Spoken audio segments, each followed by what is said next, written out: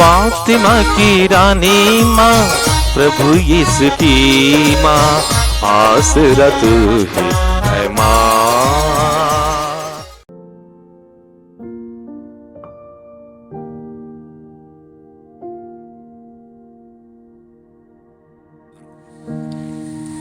थिस्सलुनीकियों के नाम संत पौलुस के पहले पत्र से आज का पहला पाठ, अध्याय 4, पद संख्याएं 13 से 18 तक। भाइयों, हम चाहते हैं कि आप लोगों को मृतकों के विषय में निश्चित जानकारी हो। कहीं ऐसा ना हो कि आप उन लोगों की तरह शोक मनाएं जिन्हें कोई आशा नहीं है। हम तो विश्वास करते हैं कि यीशु मर गए और फिर जी उठे। जो यीशु में विश्वास करते हुए मर गए हैं, ईश्वर उन्हें उसी तरह यीशु के साथ पुनर्जीवित कर देगा।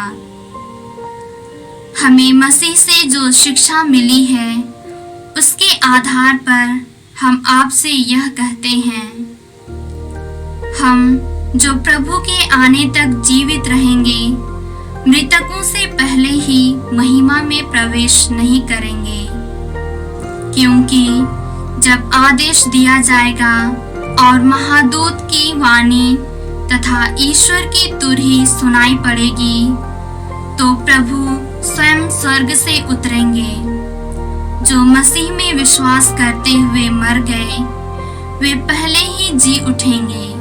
इसके बाद हम जो उस समय तक जीवित रहेंगे, उनके साथ बादलों में आरोहित किए जाएंगे और आकाश में प्रभु से मिलेंगे। इस प्रकार सदा प्रभु के साथ रहेंगे। यह प्रभु की वाणी है। ईश्वर को धन्यवाद। अनुवाक्य। प्रभु पृथ्वी का न्याय करने आ रहा है।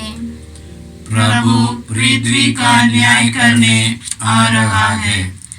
प्रभु के आदर में नया गीत गाओ। समस्त पृथ्वी प्रभु का भजन सुनाए। सभी राष्ट्रों में उसकी महिमा का बखान करो। सभी लोगों को उसके अपूर्व कार्यों का गीत सुनाओ। अनुवाक्य। प्रभु पृथ्वी का न्याय करने आ रहा है। प्रभु पृथ्वी का न्याय करने आ रहा है। प्रभु महान है और अत्यंत प्रशंसनीय। अन्य राष्ट्रों के देवता निसार हैं। हमारा प्रभु ही परम श्रद्धेय है। प्रभु ने आकाश का निर्माण किया है। अनुवाक्य। प्रभु पृथ्वी का न्याय करने आ रहा है। प्रभु पृथ्वी का न्याय करने आ रहा है। स्वर्ग में आनंद हो और पृथ्वी पर उल्लास। सागर की लहरें गरज उठे, खेतों के पौधे खिल जाएं और वन के सभी वृक्ष आनंद के गीत गाएं। अनुवाक्य। प्रभु पृथ्वी का न्याय करने आ रहा है। प्रभु पृथ्वी का न्याय करने आ रहा है। क्योंकि प्रभु का आगमन निश्चित है। वह पृथ्वी का न्याय करने आ रहा है। वह धर्म और सच्चाई से संसार के राष्ट्रों का शासन करेगा। अनुवाक्य। प्रभु पृथ्वी का न्याय करने आ रहा है। प्रभु पृथ्वी का न्याय करने आ रहा है। जय घोष। अल्लेलुया। प्रभु का आत्मा मुझ पर छाया रहता है। उसने मुझे दरिद्रों को सुसमाचार सुनाने भेजा है। अल्लेलुया। प्रभु आप लोगों के साथ हो और आपकी आत्मा के साथ। संत लूकस के अनुसार पवित्र सुसमाचार। हे प्रभु तेरी महिमा हो। अध्याय 4 पद संख्याएं 16 से 30 तक। यीशु नासरत आए, जहाँ उनका पालन पोषण हुआ था। विश्राम के दिन वह अपनी आदत के अनुसार सभागृह गए। वह पढ़ने के लिए उठ खड़े हुए और उन्हें नबी ईसायास की पुस्तक दी गई। पुस्तक खोलकर यीशु ने वह स्थान निकाला जहां लिखा है, प्रभु का आत्मा मुझ पर छाया रहता है, क्योंकि उसने मेरा अभिषेक किया है। उसने मुझे भेजा है जिससे मैं दरिद्रों को सुसमाचार सुनाऊं, बंदियों को मुक्ति का और अंधों को दृष्टिदान का संदेश दूं, दलितों को स्वतंत्र करूं और प्रभु के अनुग्रह का वर्ष घोषित करूं। यीशु ने पुस्तक बंद कर दी और उसे सेवक को देकर बैठ गए। सभागृह के सब लोगों की आंखें उन पर लगी हुई थी। तब वह उनसे कहने लगे, धर्म ग्रंथ का यह कथन आज तुम लोगों के सामने पूरा हो गया है। सबों ने उनकी प्रशंसा की। वे उनके मनोहर शब्द सुनकर अचंभे में पड़ गए और कहने लगे, क्या यह योसेफ का बेटा नहीं है? यीशु ने उनसे कहा, तुम लोग निश्चय ही मुझे यह कहावत सुना दोगे, ये वैद्य अपना ही इलाज करो। कफरनाहूम में जो कुछ हुआ है हमने उसके बारे में सुना है, वह सब अपनी मातृभूमि में भी कर दिखाइए। फिर यीशु ने कहा, मैं तुमसे कहे देता हूं, अपनी मातृभूमि में नबी का स्वागत नहीं होता। मैं तुम्हें विश्वास दिलाता हूं कि जब एलियस के दिनों में 3.5 वर्षों तक पानी नहीं बरसा और सारे देश में घोर अकाल पड़ा था, तो उस समय इस्राएल में बहुत सी विधवाएं थी। फिर भी एलियस उनमें से किसी के पास नहीं भेजा गया। वह सीदोन के सराप्ता की एक विधवा के पास ही भेजा गया था। और नबी एलियस के दिनों में इस्राएल में बहुत से कोढ़ी थे, फिर भी उनमें से कोई नहीं, बल्कि सीरी नामान ही निरोग किया गया था। यह सुनकर सभागृह के सब लोग बहुत क्रुद्ध हो गए। वे उठ खड़े हुए और उन्होंने यीशु को नगर से बाहर निकाल दिया। जिस पहाड़ी पर उनका नगर बसा था, वे यीशु को उसकी चोटी तक ले गए ताकि उन्हें नीचे गिरा दे, परंतु वह उनके बीच से निकलकर चले गए। यह प्रभु का सुसमाचार है। हे क्रिस्त तेरी स्तुति हो। क्रिस्त में प्यारे भाई बहनों, आज का पहला पाठ हम लोगों ने थिस्सलुनीकियों के नाम पौलुस के पहले पत्र से सुना। वहां पर पौलुस पवित्र आत्मा से प्रेरित होकर के कहते हैं, भाइयों, हम चाहते हैं कि मृतकों के विषय में आप लोगों को निश्चित जानकारी हो। कहीं ऐसा ना हो कि आप उन लोगों की तरह शोक मनाए जिन्हें कोई आशा नहीं है। मृतकों के विषय में आप लोगों को निश्चित जानकारी हो, ट्रू नॉलेज, और इसीलिए ये जानकारी पाकर के हमको शोक नहीं मनाना है, माने दुख में नहीं रहना है। अविश्वासियों के समान, जिनको कोई विश्वास नहीं है, कोई आशा नहीं है। बाइबल के अनुसार मृत्यु माने मेरी आत्मा इस शरीर से अलग हो जाता है, शरीर की मृत्यु।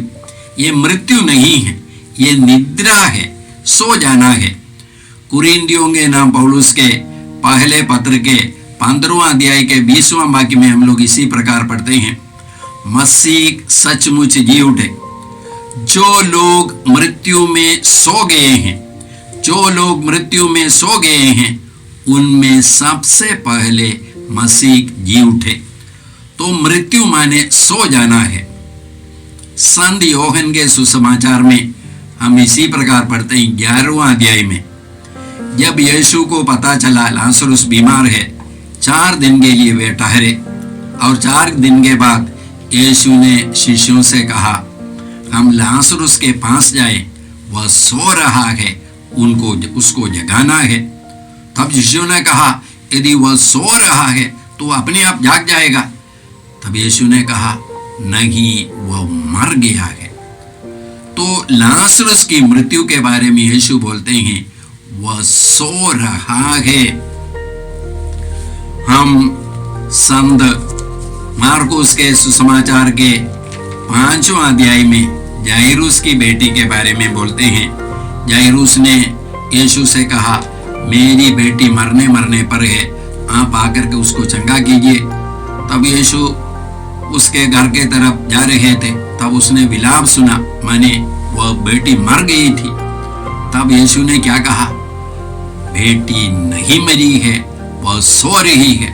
जब लोगों ने यह सुना, वे लोग सब हंसना शुरू किया, लेकिन यीशु कमरे में गया, उस बेटी को जगाया। तो बाइबल के अनुसार शरीर की मृत्यु नहीं है, बल्कि सो जाना है। वास्तविक मृत्यु क्या है? वास्तविक मृत्यु आत्मा की मृत्यु है। हम लोग संत पौलुस के ही पत्र, तिमोथी के नाम पौलुस का पहला पत्र 5वां अध्याय के 6 वाक्य में इसी प्रकार पढ़ते हैं, भोग विलास में जीवन बिताने वाले लोगों के बारे में। जो भोग विलास का जीवन बिताती है या बिताता है, वह जीते हुए भी मर चुकी है या मर चुका है। जो भोग विलास का जीवन बिताता है, वह जीते हुए भी मर चुका है। ये क्या मृत्यु है? ये ईश्वर से अलग हो जाना है। जब हम ईश्वर से सदा के लिए अलग हो जाते हैं, ये अनंत मृत्यु है। हम संत लूकस के सुसमाचार के 15वां अध्याय में वो छोटे बेटे के बारे में, भाइयों के जो 2 भाइयों के दृष्टांत के बारे में यीशु बोलते हैं। छोटा बेटा पिताजी से संपत्ति लेकर के दूर देश चला गया, वहां पर भोग विलास में जीवन बिताया। जब सारी संपत्ति समाप्त हो गई, पश्चाताप करके वो वापस आता है, तब पिताजी क्या बोलता है? 15वां अध्याय का 24वां वाक्य, मेरा यह बेटा मर गया था, वह फिर जी गया है, खो गया था, फिर मिल गया है। वे आनंद मनाने लगे। तो वास्तविक मृत्यु बाइबल के अनुसार आत्मा की मृत्यु है, ईश्वर से सदा के लिए अलग हो जाना। आदम और हेवा ने ये पाप किया, वे लोग ईश्वर से सदा के लिए अलग हो गए। उनको आदन वाटिका से सदा के लिए बाहर निकाला। तो भाई और बहनों, हम लोग प्रभु से एक कृपा मांगेंगे, हमारे जीवन में ना होवे। हमारे लोग जो मर गए हैं, उनको क्या हो गया है?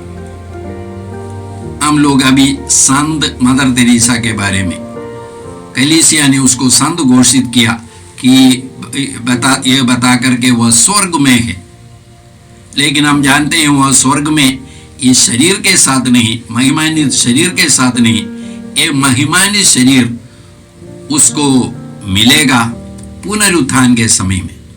इसी प्रकार कलीसिया ने हजारों लाखों करोड़ों लोगों को घोषित किया है, वे स्वर्ग में है, वे ईश्वर के पास है। हम लोग सभी संतों का पर्व मनाते हैं। एक भी व्यक्ति के बारे में आज तक कलीसिया ने नहीं कहा वह फलाना आदमी नरक में है। हम में से किसी को किसी के बारे में कहने का अधिकार नहीं है वह नरक में है। इसलिए हमारे जीवन से जो भी व्यक्ति मर गए हैं, किसी भी कारणवश किसी भी परिस्थिति में मर गए हैं, वे सब ईश्वर के पास है, यीशु के अधीन है। वे सब लोग नहीं मरे हैं, वे सब लोग जीवित हैं, वे सब लोग जीवित हैं, प्रभु के पास है। वे लोग हमारे लिए प्रार्थना करते हैं, प्रार्थना के द्वारा वे लोग हमारी मदद करते हैं। यही है निश्चित जानकारी, यही है हमारा विश्वास।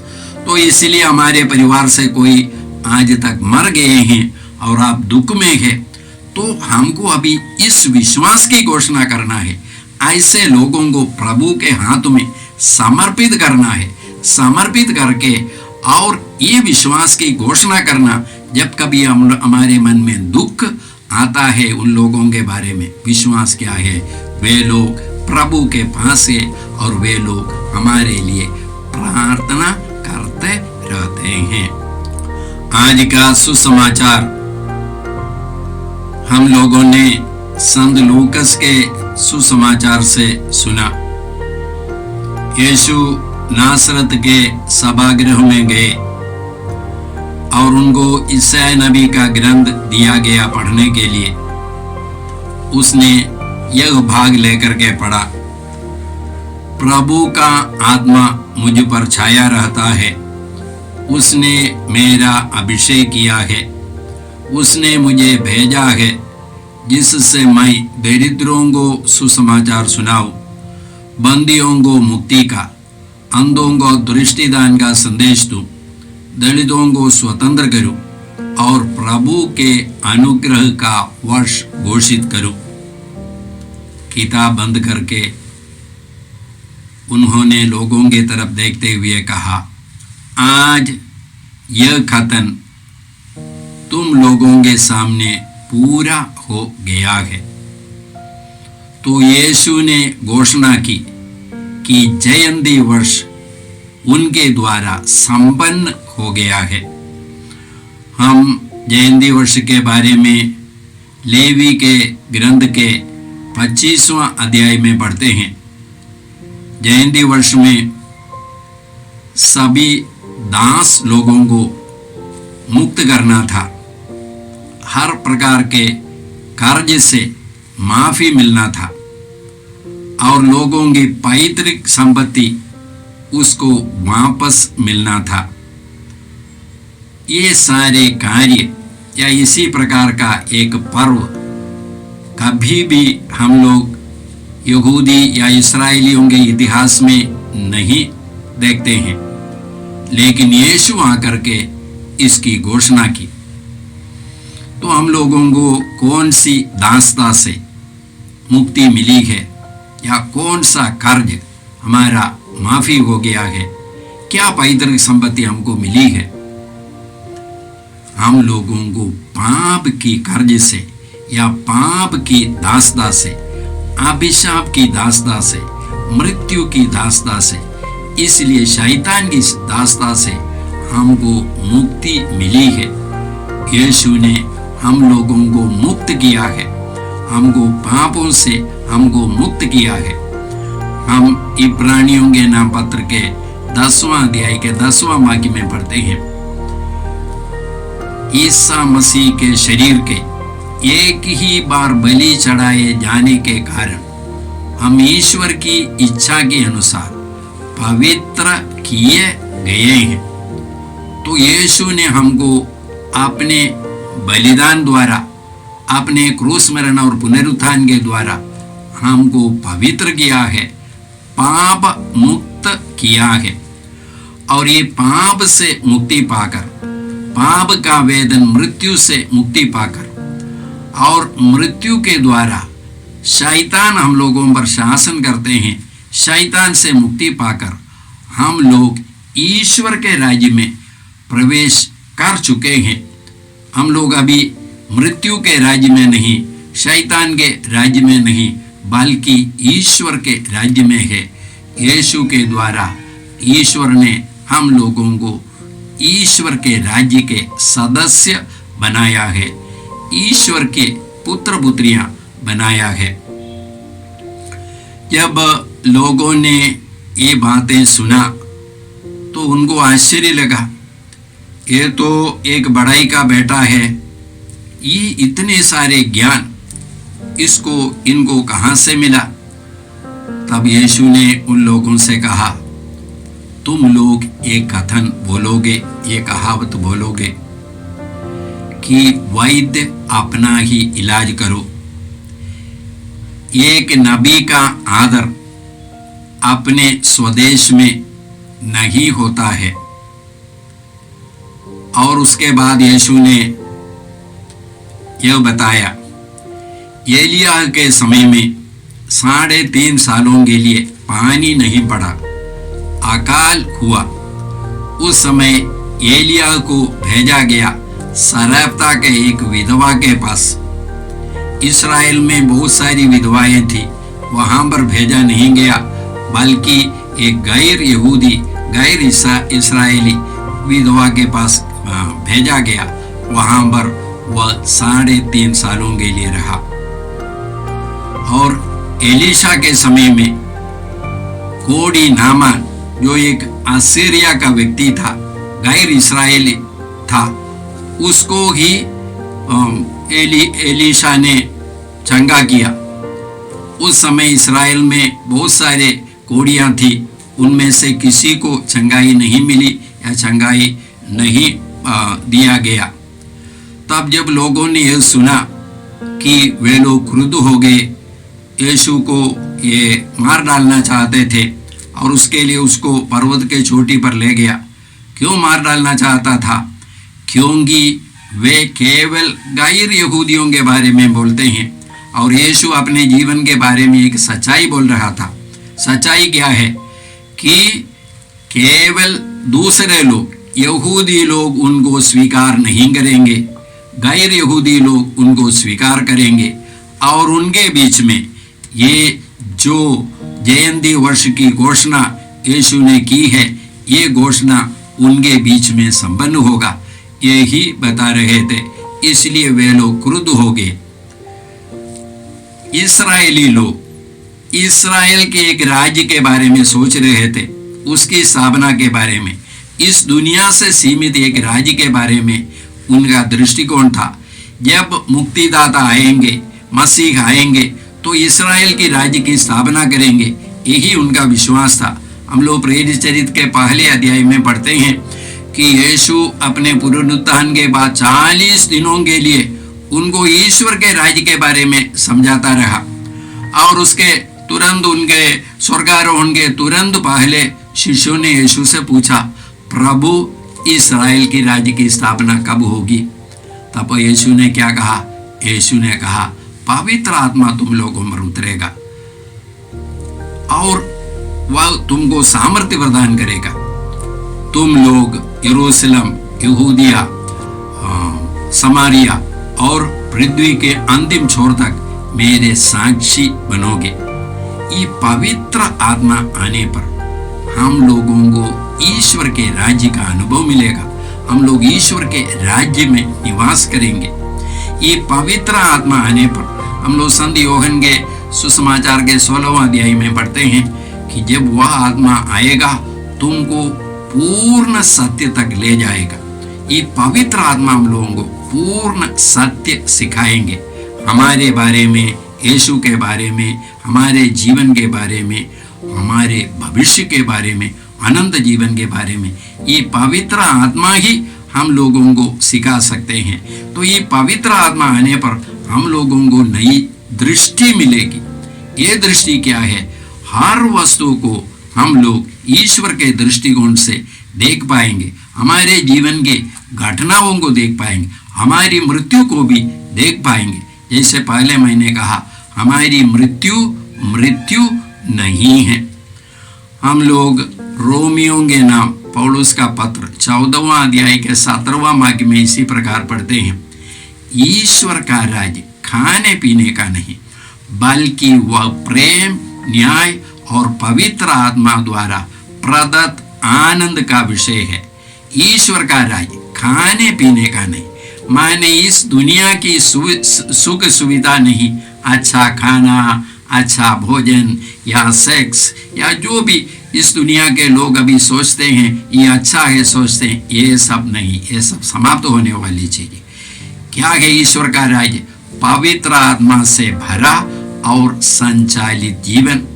यीशु आए हैं हम लोगों को ये पवित्र आत्मा देने के लिए, और यीशु आए हैं ये पवित्र आत्मा पाकर हम लोग ईश्वर की संतान बन जाते हैं, ईश्वर के परिवार के सदस्य बन जाते हैं, ईश्वर के राज्य के अधिकारी बन जाते हैं, अनंत जीवन के अधिकारी हम लोग बन जाते हैं।